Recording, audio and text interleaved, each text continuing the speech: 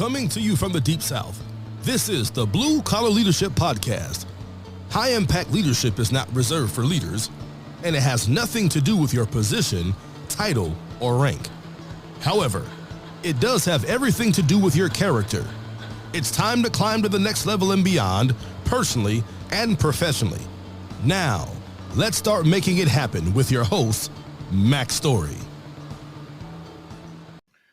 Hey guys, today I want to talk to you about two types of competition. And Rhea and I had the privilege of speaking at Yale University October 18th in 2018.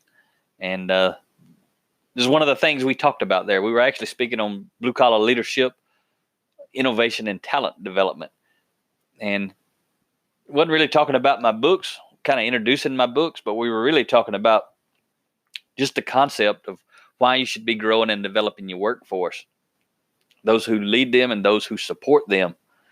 And so it doesn't matter if you're white collar or blue collar, but I'm the blue collar guy talking to most often to blue collar groups. But that day we were at Yale, a bunch of white collar folks in there, and many of them support and lead the blue collar workforce.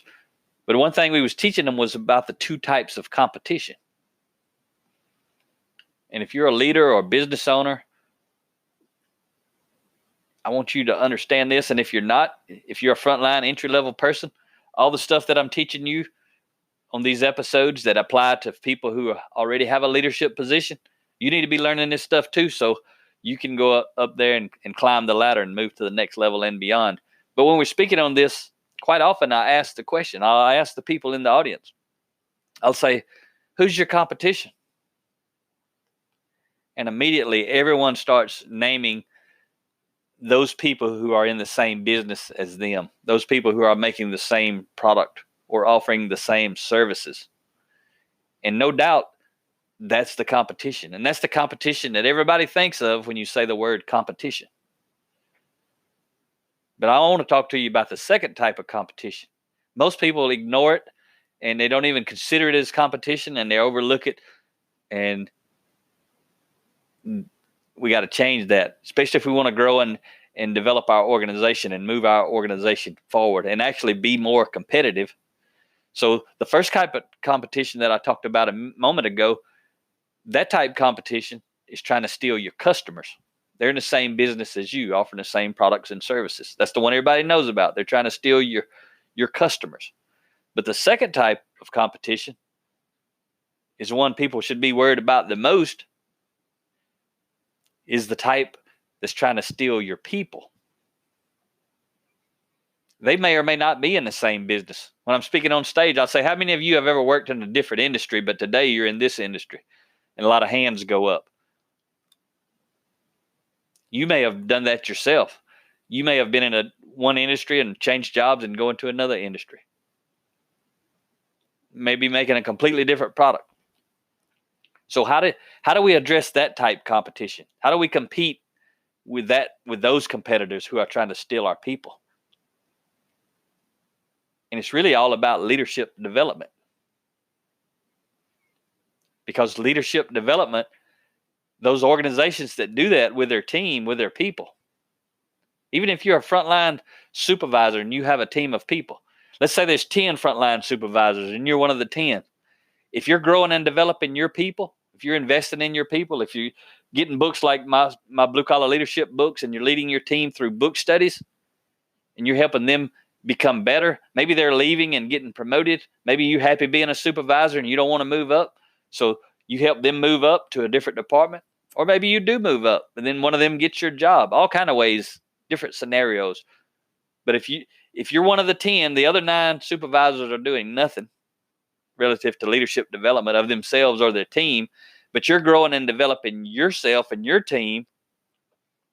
You do that for about 6 months, a year, 2 years, and earn that track record of somebody who grows and develops their people because they're people. I can promise you the best people in those other 9 departments are going to want to be working in your department. It's common sense. The best of the rest are going to work with you because they know who you are and what you're about. The same principles apply to an organization. When one organization in an industry starts raising their game, starts growing and developing their people, they start attracting good people. Not only from their competition who wants their customers, but from all types of other businesses. People just want to start working there. So that's why leadership development is huge, because it's going to allow you a competitive advantage to not only attract, but also to retain top talent. And again, that's any level you're at. If you're not a leader right now, be thinking about this, because if you start growing and developing yourself,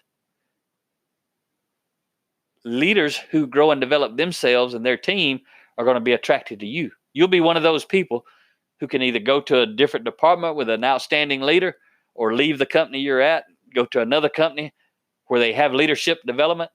Because if you go for an interview at a company and you say, oh, I've read these 10 books in the last year, or these 10 books in the last 2 years, and you put that on a sheet of paper and you stick it in your resume, and you go into a company whose values growth and development, and you got evidence right here on your resume, or a part of it attached to it, saying, this is how I've been growing myself. They want to know who you are and what you're about. If you got the competency you just explained, you also have the character, and they'll be welcoming you on the team. So think about that. If you're leading an organization, you're leading a team, any size, leadership development is a huge competitive advantage, because it's going to allow you to attain and retain top talent. Yes, people are still going to leave. It's just the way it works. They've been leaving since the beginning of time. They're going to leave to the end of time. But if you're growing and developing people, they're going to stay longer. Not only are you going to attain and attract the best people, but they're going to stay longer, because they really don't want to go. And even if they're thinking about going, when they go for an interview, they're not just being interviewed, they're also interviewing whoever's interviewing them. They want to know, what are you doing in your company? And most of the time, they're going to see a company that's doing nothing. And so they're not going to want to go work there. They're going to want to stay where they're at. But the challenge is feeding these hungry people on your team when you grow and develop them, because you want to keep them as long as you can. So I hope I offered you a little insight today to help you understand the two types of competition and why leadership development is so important. But think about that. The second type, the people who are trying to steal your people.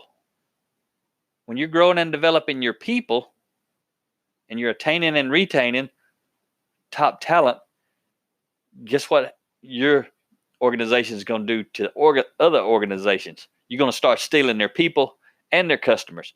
Because when you get the best people, you're going to offer the best products and the best services.